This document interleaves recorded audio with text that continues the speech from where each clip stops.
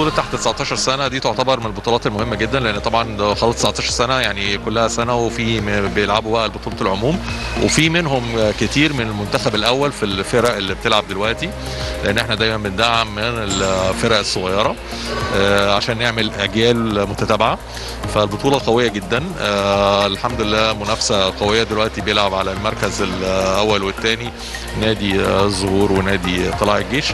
فالحمد لله يعني مستوى مشرف جدا يعني. لا هم الحمد لله في مستويات طبعا كويسه جدا، وهم البطوله دي من ضمن الاستعدادات بتاعتهم عشان عندنا بطوله افريقيا ان شاء الله في شهر 10. ولا المستويات احنا واقفين عليها، وعندنا منهم اللي شاركت برضه في البطوله دي نور يسري لعيبه المنتخب، وفي لعيبه منتخب كتيره حوالي 6 أو 7 لعيبه في منتخب تحت 19 سنه مشاركين في البطوله دي. فكانت الحمد لله يعني بينت المستوى ان في تدريبات، والناس يعني في شغل شغالين على نفسهم جامد الحمد لله. مستويات البطوله كانت كويسه جدا.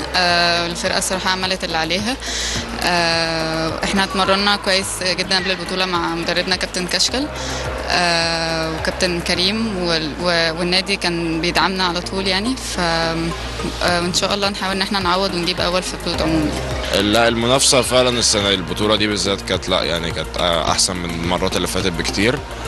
النهارده المفروض كده وصلنا مركز تاني فرق الجمهوريه تحت 19.